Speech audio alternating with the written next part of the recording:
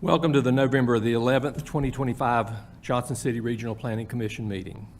If you're here to speak during the public hearing portion of the agenda, please wait until I've opened the public hearing. And once opened, one person at a time may come to the podium to be recognized. Please speak clearly into the microphone and begin by giving your name and address, and then each person will be allowed 3 minutes to speak, and we ask that you only address the commission. I'll now call the meeting to order at 1 minute after 6. I'll ask Commissioner Dutton to please lead us in an invocation and the Pledge of Allegiance to the flag. Certainly. Let us bow our heads. Heavenly Father, we come before you this evening with grateful hearts, thanking you for the privilege to serve this community. We ask for your guidance in all that is said and done in this meeting. Grant us the wisdom to make decisions that reflect your kingdom and help us to lead with humility, to listen with compassion, and to act with integrity. Lord, bless our city and all who call it home. Let your presence be among us now, and may we all bring glory to you this evening. In Jesus' name we pray. Amen. Please rise for the Pledge of Allegiance.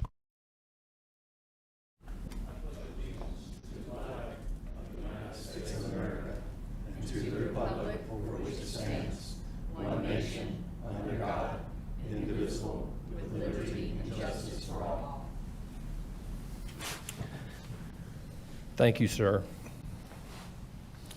All right, we have before us the agenda for this evening. Does anyone have any changes or additions or reductions? Move its approval. Second. All right, I have a motion and a second to approve the agenda as presented. All in favor say aye. Aye. Any opposed? Thank you. We also have before us the minutes for the meeting on October 21st, 2025. Any changes or additions? Mr. Chairman, I move that we approve the minutes as presented. Second. All right, I have a motion and a second to approve the minutes as presented from October 21st, 2025. All in favor say aye. Aye. Any opposed? We have no one registered for public comment this evening, so we'll move directly into Section 6, New Business. The first item on new business is a proposed text amendment for Washington County zoning resolution. We'll have that presented by Sarah Fleifel. Would you please come forward? Thank you.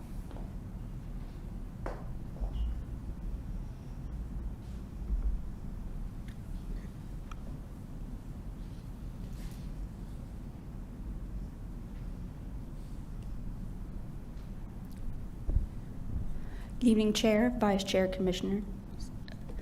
Sarah Fleifel presenting on a Washington County text amendment for assisted living facilities. So just a background timeline on this. It went before Washington County Planning Commission on November 4th and was approved unanimously. We have tonight, and then it will go to Jonesboro Planning Commission and Washington County Commission.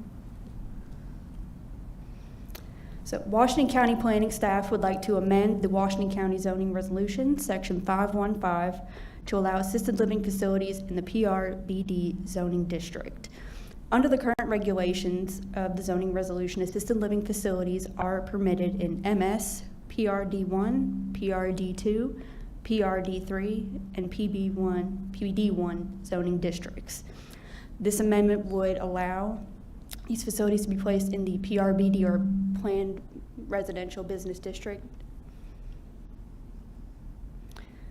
So this is just the official text amendment and what would be changed.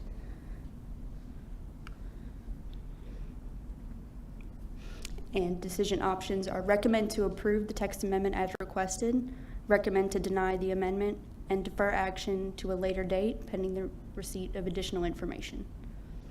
Now, to be clear, this is our responsibility to take an advisory vote for the Washington County Commission to make a decision. So we're only acting in an advisory position to Washington County. Yes. Does anyone have any questions? And this is just where we would be adding the possibility of having assisted living facilities in one additional zone in the county. And that new zone would be, if you'd slip back. PRBD Business District. Does anyone have any questions for staff? Okay. If you have a seat, you could go ahead and have a seat now. I believe, Andy Charles, you're here from the county. Does anyone have any questions for our county representative that's here?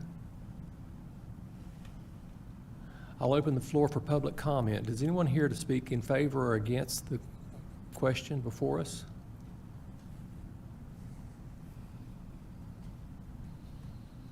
Seeing no one here to speak to the question, I'll close the floor. So now the questions are between us. Does anyone have any questions or discussion? No, Mr. Chairman, I think this is a perfectly reasonable request. I think the use of assisted living facilities in PRBD is appropriate. So it makes sense to me. I see no question about this. It looks perfectly reasonable to me to add that zone where assisted living facilities can be added in business districts. I'd entertain a motion.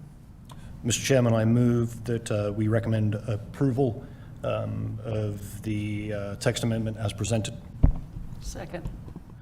All right, I have a motion to recommend approval of adding this, adjusting the zoning code to add PRBD to the approved list of zones where assisted living facilities would be acceptable in the Washington County.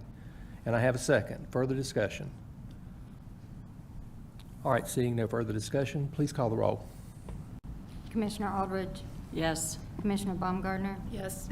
Commissioner Goodson, Yes. Commissioner Kelly, Yes. Commissioner Williams, Yes. Vice Chairman Dutton, Yes. Chairman Dagenhart. Yes. All right, thank you very much. Ms. Pudney, I believe you're up next. We have a right-of-way abandonment of .27 acres at West Walnut Street, 2832.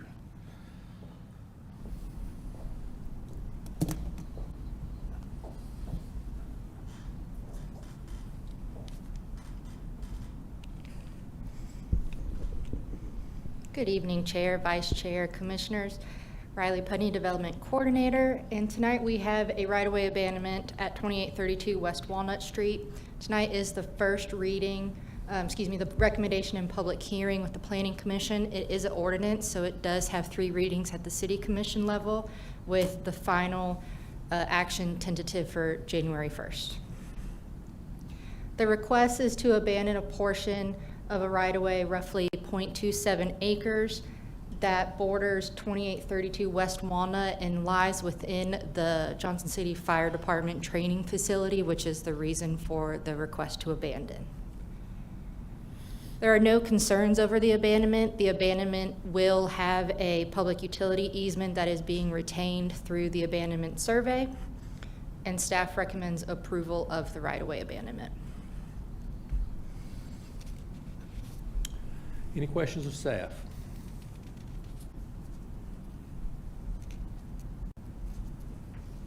Thank you very much, Ms. Pudney. Is anyone here, I'll open the floor for public comment. Is anyone here to speak for or against this proposal? Seeing none, I'll close the floor. Discussion amongst us. Mr. Chairman, looking up and down the dais here and seeing the countenance on my colleagues' faces, I move that we recommend approval of the right-of-way abandonment retaining 15-foot wide public utility easement. I'll second the motion. All right, further discussion. Seeing none, please call the roll. Commissioner Aldridge, Yes. Commissioner Baumgartner, Yes. Commissioner Goodson, Yes. Commissioner Kelly, Yes. Commissioner Williams, Yes. Vice Chairman Dutton, Yes. Chairman Dagenhart. Yes. Thank you very much. Ms. Fleifel, I think you're up again.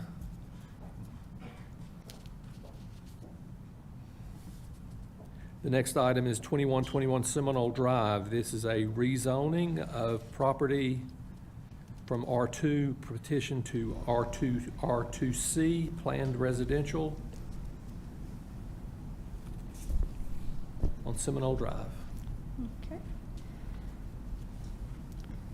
So background timeline on this, we have tonight's hearing, and then it will have 3 readings at City Commission level. Letters were sent out and signs placed on property on October 23rd, and a neighborhood meeting was held on November 3rd. So these are just some aerial views to give context on the site. We have the site in question here with Seminole Drive, Antioch Road over kind of to the west, and then Grace Fellowship Church toward the south of the property. This is just a more zoomed in view. And just some site pictures. So we have this looking west toward Antioch Road and then looking east toward South Greenwood Drive. So the request is to rezone one parcel, 4.81 acres, from R2 low-density residential to R2C low-density residential, and this is to accommodate a future 11-lot, single-family residential community for those affected by Hurricane Helene. So current zoning of the site is R2, and adjacent we have R2 and R3, more R2 nearby, and again, the request is R2C. So to give some comparison on what is current versus what is proposed in the concept plan, the biggest difference is lot size. So currently, the minimum lot size is 15,000 square feet.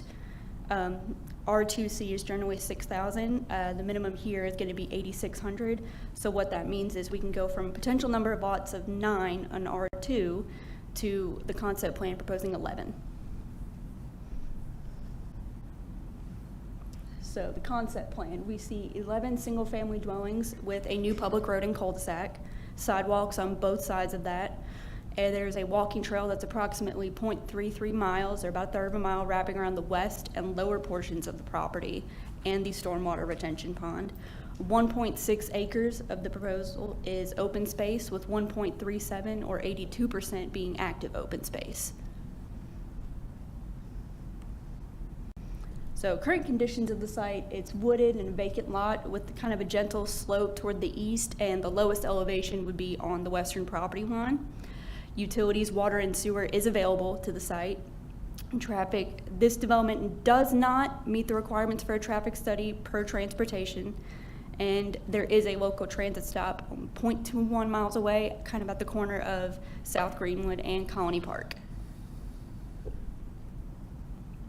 So current land use, again, this is vacant. Seminole Drive has very residential land use. So Horizon 2045 Growth Management Plan does designate this as the neighborhood residential place type, as we see depicted here.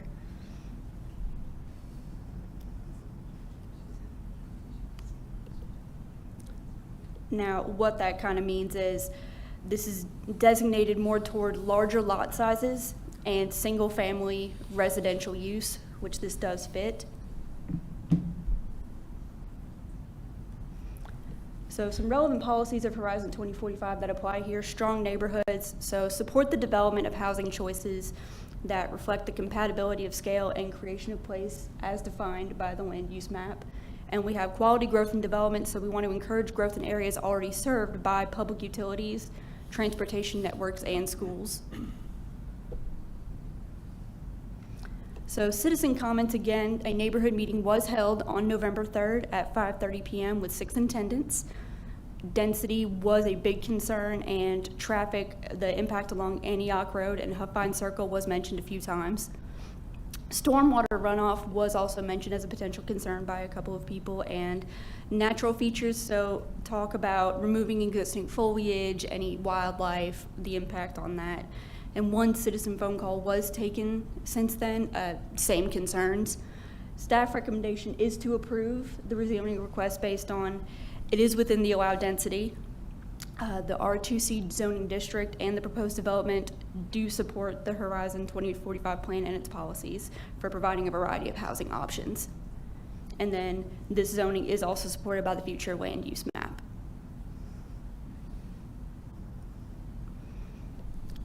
So decision options are: recommend to approve the rezoning as requested, recommend to deny, or defer action to a later date upon the receipt of more information. And staff and I are here for any questions you have of us. Questions for staff? Well, I've got one question, sorry. So as it's currently zoned, they could have 9 lots, but with the concept plan submitted, it would be 11, so a net increase of 2 lots, is that correct? Yes.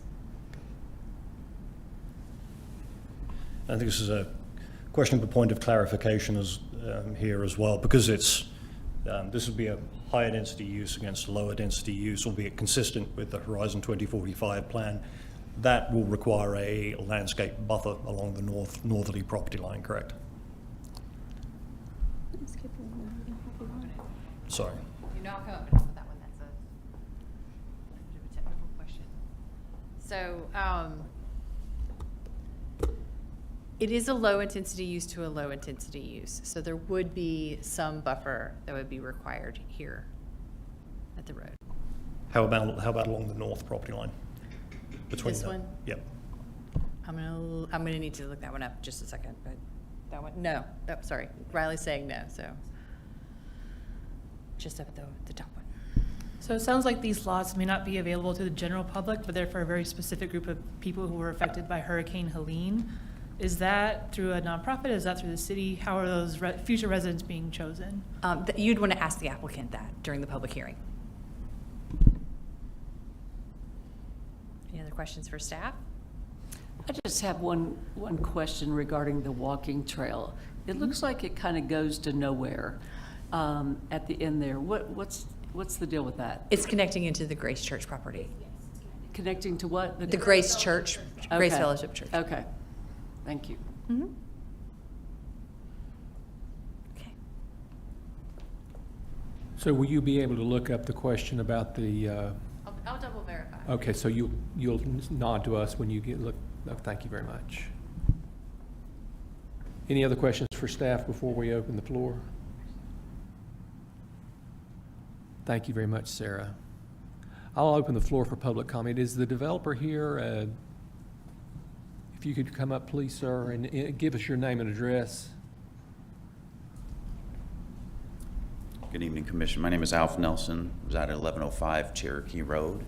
I'm the executive pastor at Grace Fellowship Church, and so our desire is to donate this land to Appalachian Service Project so that they can build homes on it. The change of zoning is merely a request, as Mr. Williams said, to be able to accommodate 2 more families on the property. Our church began a partnership with ASP shortly after Helene to raise money to build houses, which has been very successful, and we're able to partner with ASP to build 20 houses. But during that process, we also recognized that we had this piece of property that we've had for a long time that's been sitting there and was on the market for a long time as well. And one of our elders had the idea and the suggestion that could we donate that to ASP for homes for residents. And so the goal is that this would provide homes for folks who lost their property in the storm, not only lost their home, but lost their land in the storm. Ani Boyd is here with ASP with us as well. They're going to be doing the project, and so she can also answer questions about who the homes would go to. Thank you, sir.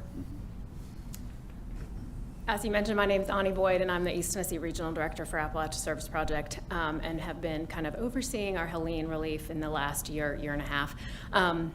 One of the major things that we encountered while doing Helene relief is we do have a lot of folks who have either lost their land because of Helene or were renters and no longer have affordable housing options.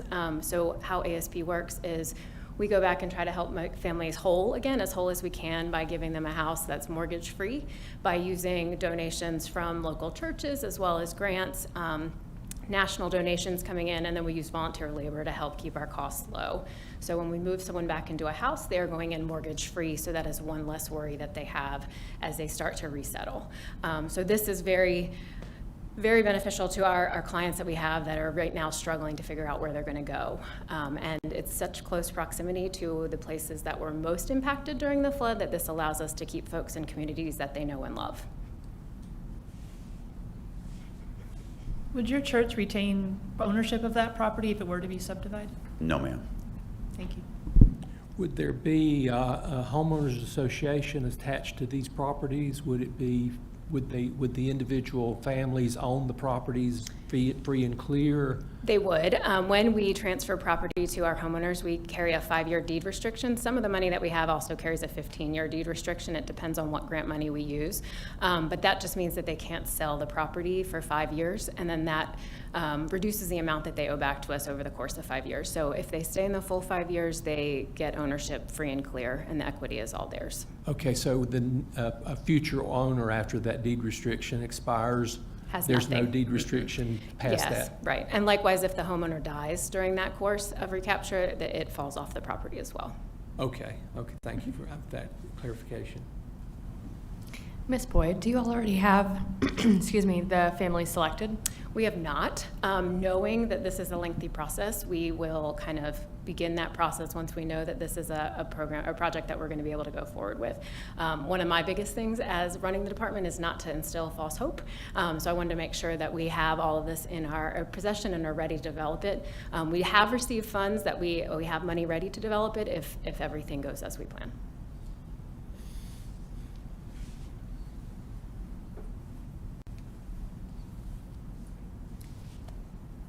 Further questions?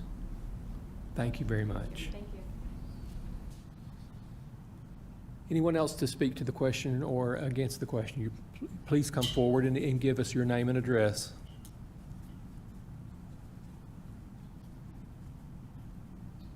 My name is Seth Johns. I live at 1111 Antioch Road.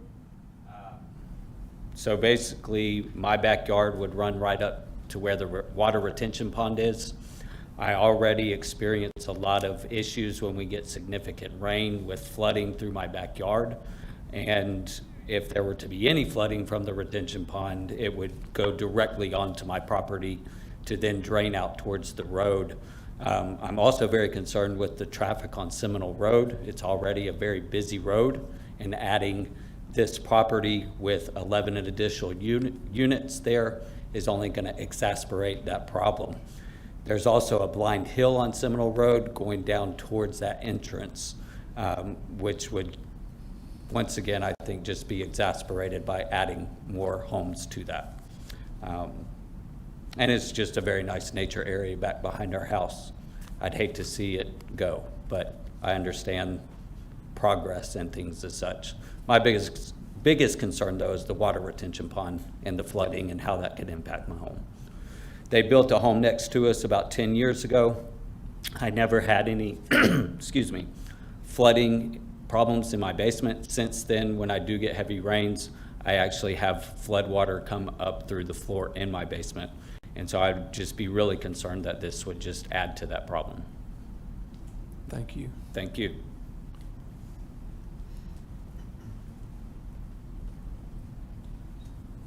Please come forward.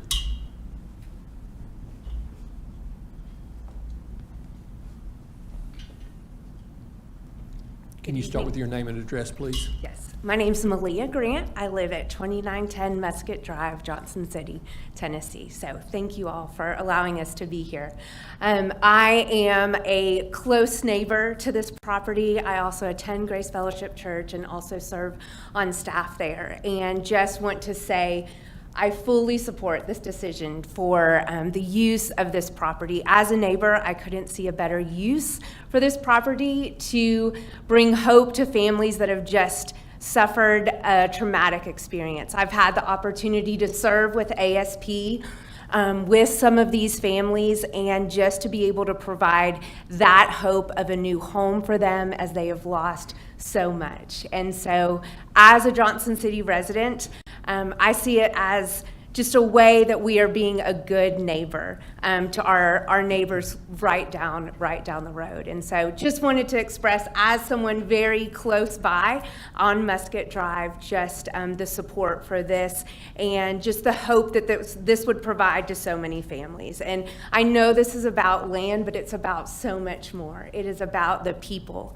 that would be impacted by this very crucial decision. So thank you for your consideration. Thank you, ma'am.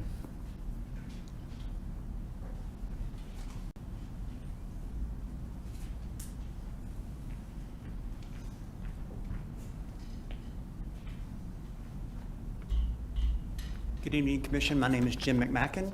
I live at 8 Northridge Circle here in Johnson City. And I wish to voice my support for the rezoning of 2121 Seminole Drive from R2 to R2C as presented in the Planning Commission's agenda summary. I've had the opportunity to serve with ASP on 2 Hurricane Helene build work days so far this year, one here in Washington County and the other one here in Johnson City. I commend ASP on their high quality workmanship and professionalism. I believe this is a planned residential space will be an asset to our community at large. Also, being in the North Hill subdivision, a few years ago, we had significant concerns about a development, apartment complex between the Mall of Johnson City and Sundale.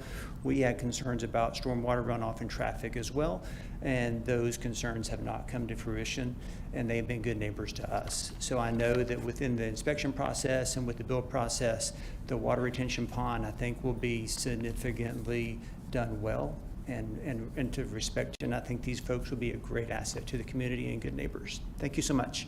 Thank you, sir. Yes, ma'am, come up, please.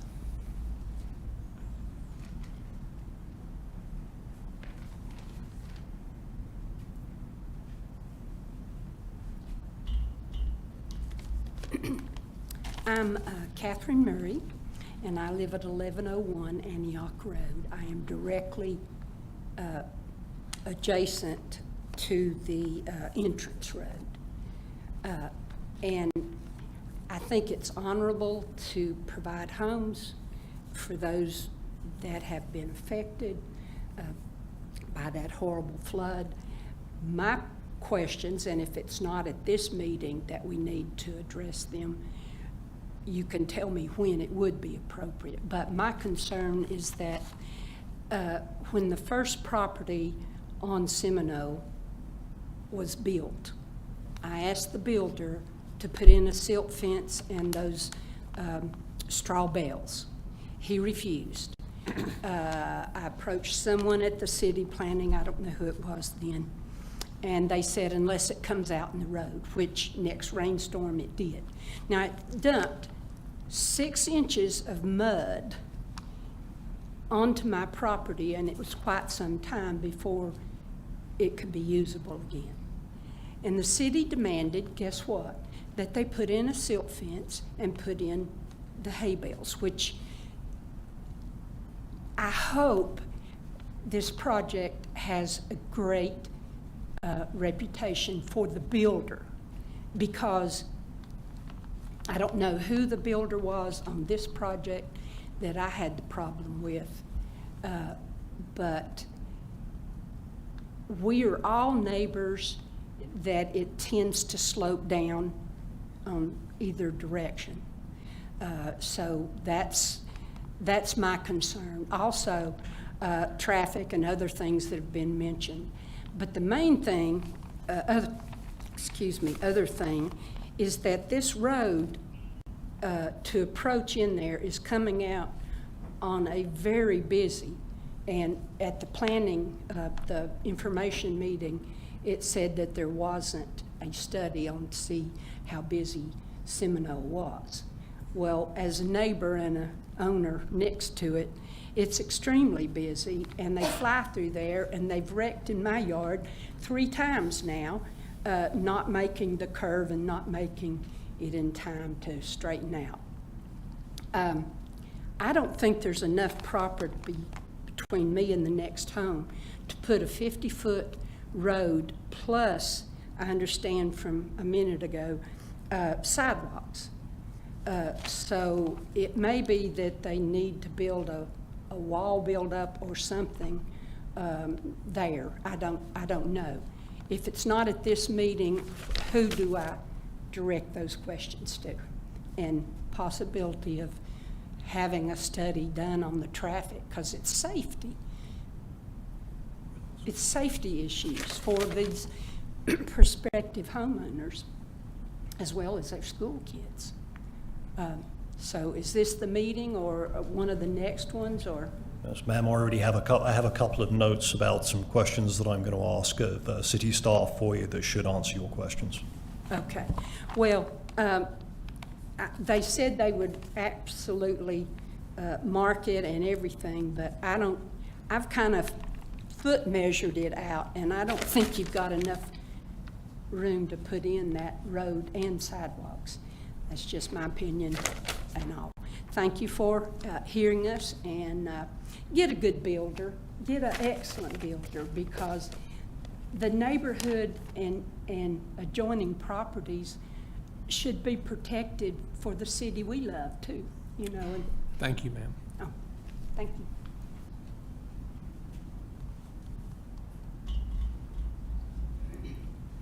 Next.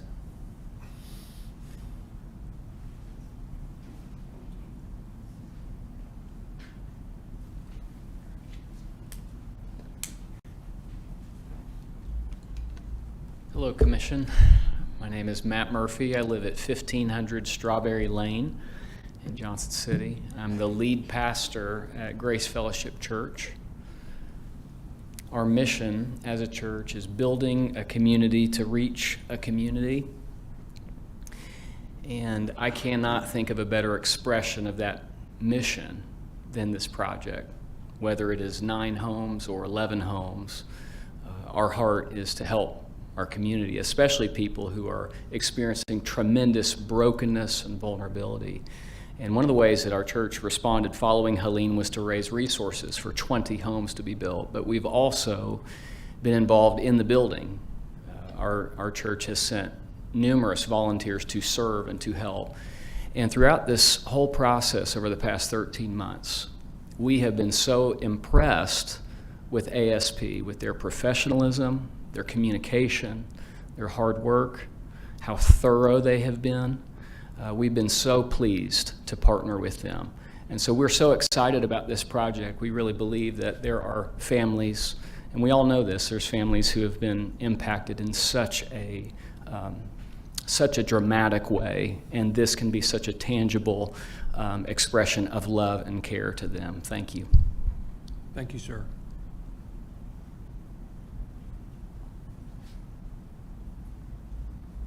Further comments?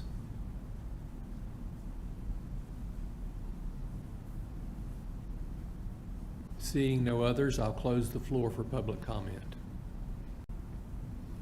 All right, ladies and gentlemen of the commission, I think the question now for us. Mr. Chairman, I have a couple of questions for city staff. If, Please go ahead. Indulge.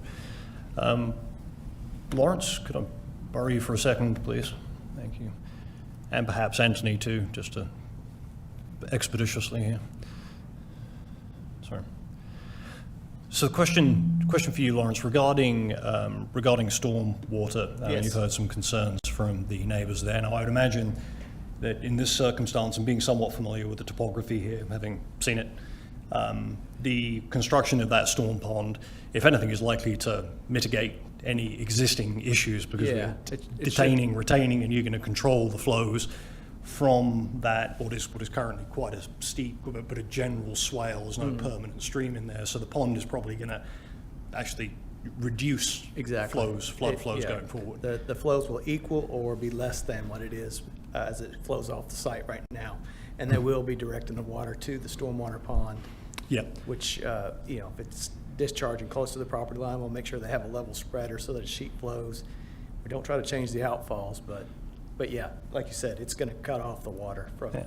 And for the benefit of the our citizen who asked the question about the stormwater pollution prevention plan and silt fence and hay bales, SWIP, the stormwater pollution prevention plan is actually a part of the engineering plans. It is something that's going to be inspected by city inspectors. It's something that has to be signed off on by TDEC. They'll need to notice the coverage because it'll be more than an acre. They'll need to notice the coverage from TDEC as well. So TDEC will be reviewing that as well. And it'll be, because it's more than an acre, they'll be doing water quality as well. Okay, so you're not really concerned about, again, the flows. The important point is storm flows going forward should be reduced for the neighbors and that helpful. Yes, and if there is erosion problems, any citizens can call into the city. We will come out there and address it and make them clean up the erosion that's come onto their property as well. So there is a stormwater control ordinance and an erosion sediment control ordinance that controls sediment. Thank you very much, Mr. Berry. Street department, and then they'll get them in touch with the stormwater division, and then the stormwater division will come out and take a look. We've got inspectors that come out there and look at specific cases where, if there's mud in the streets, there's mud that leaves their site, that shouldn't be happening. All right, thank you. Sure. So, thank you very much, sir. Sure. And Anthony, perhaps you might comment briefly on traffic. I don't think we're going to require a traffic report given that it's an additional 11 homes, but just looking at that section of street there, I mean, 11 homes, I can't imagine 11 homes fundamentally adjusting the level of service on Seminole at all, or at the intersections either way. Does that present any concerns to you as a traffic engineer? We did look at it. So we did do some counts of our own, and we did do some calculations of what the traffic numbers would be. And the traffic numbers during the peak periods, which is usually where you have your biggest problem, were very low. And we looked at the level of service, what it would change from the stop signs that we've got right now at Antioch and Seminole. And while the delay goes up a few tenths of a second per vehicle, it still remains a very good level of service. Thank you very much. All right, we've heard from staff, we've heard from the public, and we've heard from staff again. Any other questions for staff? I'd like to ask the question from city, I'm not sure who would answer this, in regards to the lady's concern about protecting the adjacent property during the construction process.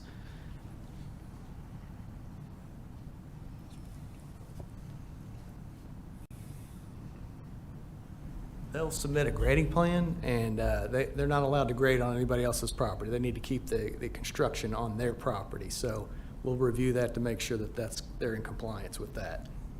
Okay. Are they required to put up any kind of barricade or anything like that to make sure the runoff does not go onto their property? The streets will be curbed and guttered, and then the stormwater should be directed back to the pond.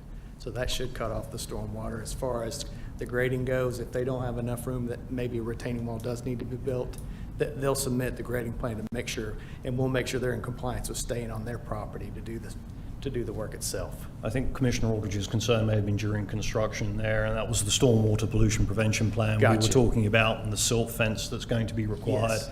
and that will be a part of the civil plans. So, yes, they'll have to do that, and it will be inspected, and as we were saying, it has to be reviewed and approved by TDEC too.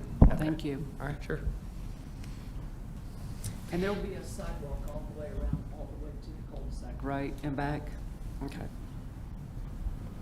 I'm actually not sure if my question should be directed towards staff or to the developer. So if you know the answer, you can just come to the podium. In looking at the diagram there, we've got yellow lots, which appear to be lots that will be owned, built by, and then given to ASP homeowners or home buyers. And then we've got the green lot, which is going to have the retention pond and in theory should avoid having an HOA. So my question is, will Grace retain ownership of that green section and the maintenance of that stormwater pond? Or will that be under the ownership of ASP?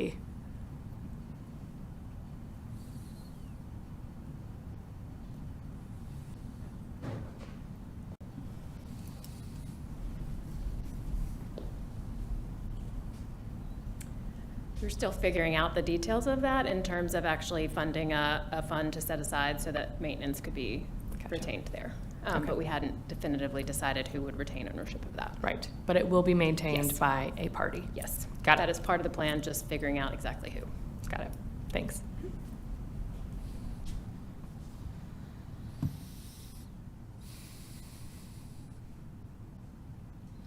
And just for clarification's sake, any decision that we reach tonight is only advisory. The final decision will go before the city commission for 3 readings. We're not a final decision body here. We're only making a recommendation. I think this is a wonderful project. I think it's very great of Grace to offer this land to the people who have lost everything. And I fully support it. So I'd like to make a motion that we go ahead and rezone 2121 Seminole Drive, R2 low density residential to R2C planned residential. I'll second. All right, we have a motion to rezone 2121 Seminole Drive from R2 to R2C, and a second. Further discussion. I'd like to make the comment that I too think it's an amazing project, and it just shows another example of how great a citizen, a corporate citizen that Grace Fellowship is. I'd also like to make the comment that very familiar with Appalachia Service Project. They couldn't find a better builder. So to alleviate any concerns, this project will be done very well. So. I'd like to echo my colleagues' sentiments, and to the residents, I know it's development. When development happens next year on what is an existing vacant tract of land, we do understand that that is disconcerting. It's something that's, you're taking something that's green space now, it's going away, and there are going to be some homes there. I'm comfortable, certainly having spoken with, having asked the questions of city staff as well, that the impact to you, certainly from stormwater, traffic, and during construction from a stormwater pollution prevention perspective will be mitigated. I don't think there's undue risk there. I hope what you've heard from city staff tonight gives you a little bit of that assurance as well. I'm grateful to have these kinds of partners in our community, to see them make this kind of investment in our community to make for a better Johnson City. And we'll be voting in favor of this. Call the roll. Commissioner Aldridge, Yes. Commissioner Baumgartner, Yes. Commissioner Goodson, Yes. Commissioner Kelly, Yes. Commissioner Williams, Yes. Vice Chairman Dutton, Yes. Chairman Dagenhart. Yes. All right, we'll move to number 4 on the agenda, rezoning 2600 Peoples Street. Sarah Fleifel. Please forgive me.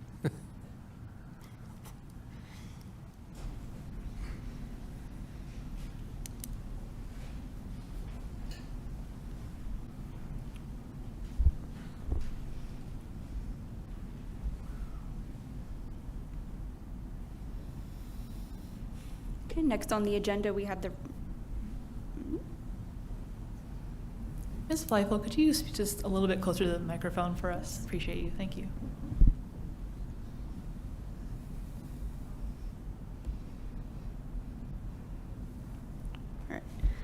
we have the rezoning of 2600 Peoples Street from R3 to MS1.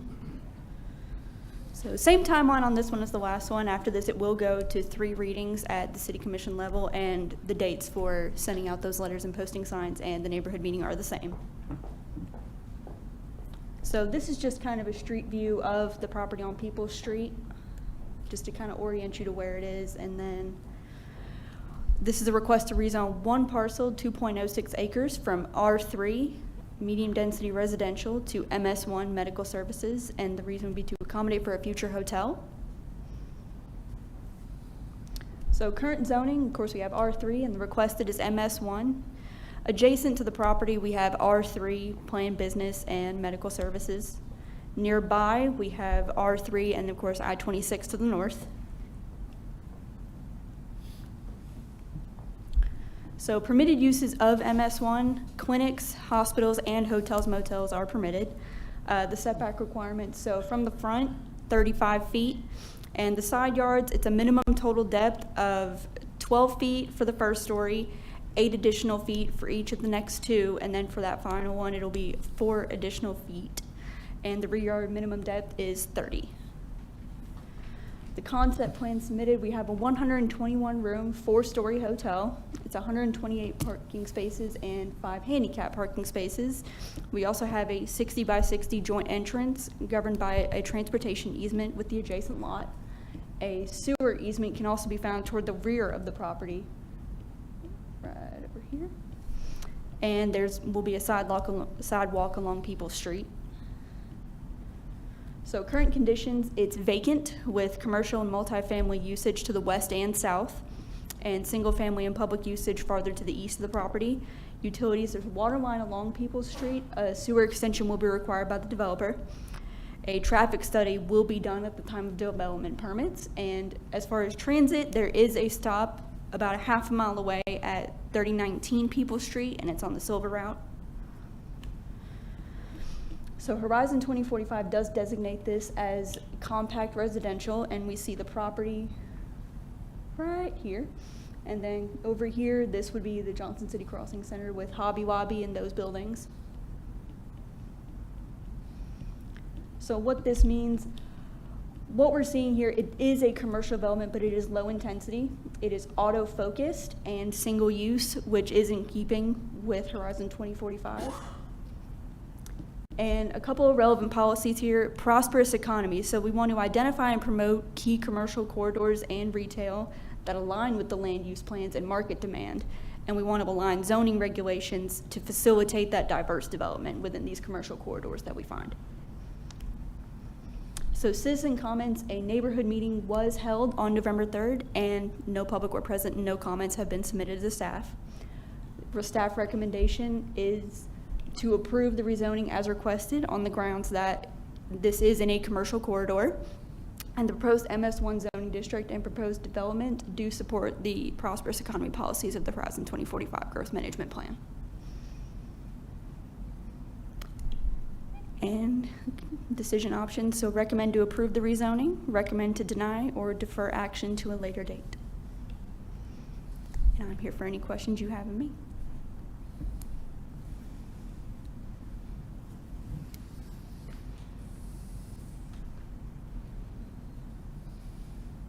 Any questions for staff?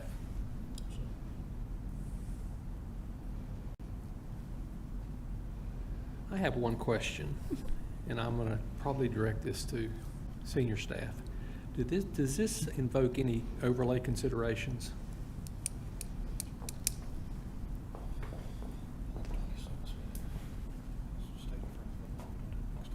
Short answer for a long walk is no. Okay, thank you. Thank you very much. Any other questions for staff?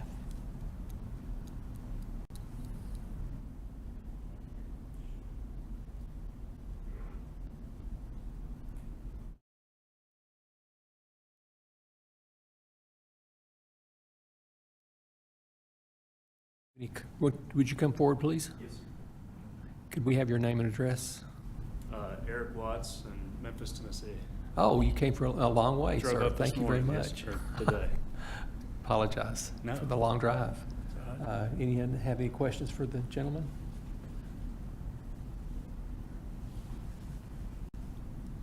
Personally, I think it's a good use. Thank you. Forgive me, what's the, and it may be in the packet, I forget, forgive me, what's the flag? Hilton. Hilton. Hilton. Yes. And it is both sides that are for rezoning. The whole 3 acres. She had just said 1. I'm the end user, I'm the hotel developer, but it's not. No, that's not what we had in our application. This is, in fact, is actually a subdivision and a rezoning. Is that correct? That's correct. So for an application, we had for 1 lot for MS1 and 1 lot to remain PB. The MS1 is the property Is the that property for would the contain the hotel. hotel, and that's the property of More Focus this evening. Mm-hmm. And the other property is Planned PB1. Oh, so Yeah, commercial. It's still commercial. Okay, Yeah. that's what I was making sure. Okay, yes, sorry. You only needed the. Because I'm working alongside the seller, Okay. and I just want to make sure he was getting commercial too, or he Yes, would not sir. be happy. No, Okay. it's already commercial, but in order to get the hotel, that is why they needed to Understood. do the MS1. I apologize. Okay. Yeah, MS1 allows the property to Yes. be developed as a hotel, and Yes, sir. that's the portion that's Okay. being Yes, sir. up for consideration this evening. So any other questions? Sir, thank you very much. I Thank you. apologize. Any other comments or questions from the public? I'll close the public hearing.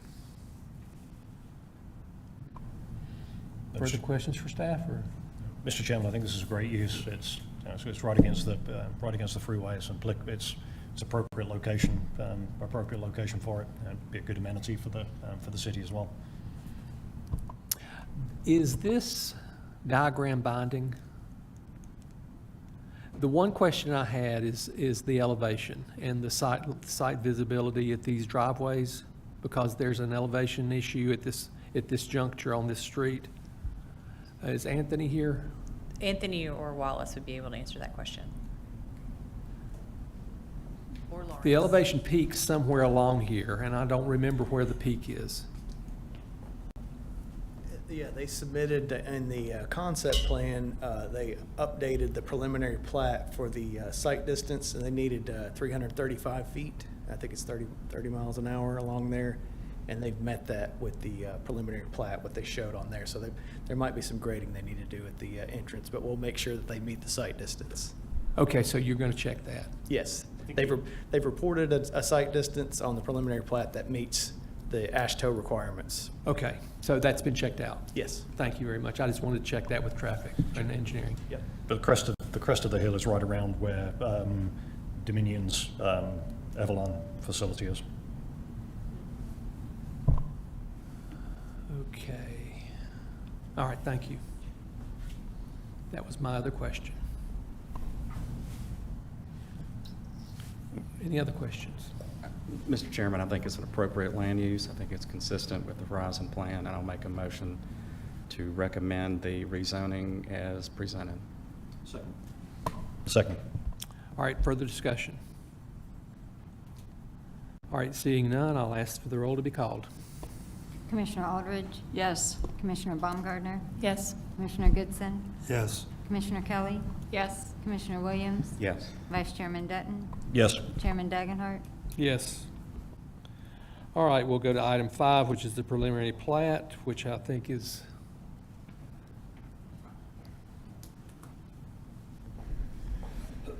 going to come up any second now.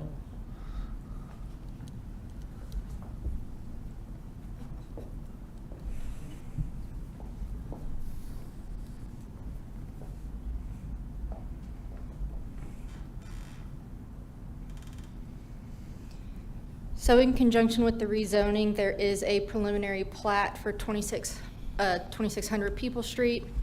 The timeline for this project is the preliminary plat will be presented and approved tonight. Construction plans will be submitted for staff approval, and then at the time of the completion of all public utilities and infrastructure, the final plat will come back to you for final approval at a date to be determined. Similar to what we just saw, this request is to approve the preliminary plat for a 2-lot subdivision at 2600 People Street. So there you go. So Lot 1 is the requested rezoning to MS1 for the hotel. Lot 2 is remaining for the R3. City water is available for both sites. As previously mentioned, sewer extension will need to be extended to Lot 2 and then carried over to Lot 1 by the developer. There's a shared access easement for one shared driveway to the both adjoining properties, and then, as Lawrence has previously stated, an additional driveway that meets the current site distance requirements. And there is, as mentioned in the previous one, a sidewalk that will be along the People Street frontage for the development. The lot sits relatively flat in regards to the site. There is the berm where the driveway connection has the concern for site distance, but at the time of any engineered plans, that will be looked at and approved by our engineering staff. So staff recommends approval of the preliminary plat due to it meeting all of the subdivision requirements. I apologize for my earlier comments about site distance. Perhaps a little out of order, but there you go. Completely okay. Any other questions? I'll entertain a motion. I'll move its approval. Second. All right, if for any further discussion on the motion for approval of the preliminary plat and the second on 2600 People Street? Any further questions? Call the roll. Commissioner Aldridge, Yes. Commissioner Baumgartner, Yes. Commissioner Goodson, Yes. Commissioner Kelly, Yes. Commissioner Williams, Yes. Vice Chairman Dutton, Yes. Chairman Dagenhart. Yes. Thank you very much. Thank you, gentlemen. All right, we have a little bit more business to take care of. I do not have a chairman's report, but our planning manager does have some information to share with us this evening before we adjourn. So first and foremost, I would like to share that while you guys were meeting on October 21st, earlier that day, I accepted an award that you won. I sent an email, but I just wanted to make this kind of a public before it goes to the trophy case. But the Horizon 2045 plan won TAPA, which is the American Planning Association Tennessee chapter, Plan of the Year for communities over 50,000 people. So that is every community over 50,000 people, and y'all should be really, really proud. It's a great honor. So just wanted to share. It's up there with the Chairman Degenhart, and we'll put it in the trophy case outside. Congratulations to you too. Thank you for all your hard work. No. This is really, to me, this is really y'all. As I look through the plan and I see what we can do with it, I am just really hopeful and I'm really excited. I did not anticipate being the person at the end of the line for this, but I'm glad that I get to walk with you guys as you do some good things with it. The other things to report, Minga rezoning was denied by the county. I know you wanted me to kind of come back and say what happens with different things. With the noise and vibration study, wanted to let y'all know that we have the team picking that has met one last time. They have selected a consultant. We're in the process of contract and actually a scope with them. The downtown parking study, I think the last time I was here, I mentioned that we were doing a tactical urbanism, which is really, we made a lane of parking on State of Franklin for about 24 hours and asked people to use it and tell us how they experienced it. We also were at the Main Street Days collecting more feedback on what are some parking options that people might support. So I think that we got some pretty good feedback about adding additional parking on State of Franklin, and so it was really interesting. Thanks to Anthony and his team for putting that together and getting it done in a really safe way. And that is, and we're in review of we have the revisions back, and I need to send those back out for staff review for the plan. But that's all I have as a report. Do you mean, yeah, the new planner comes December 29th. So it will still be at the end of the year, but you'll see them as soon as we can in January. Any questions for staff? Thank you, guys. Very much. Thank you. It is now 6:58. Any other business? Meeting adjourned.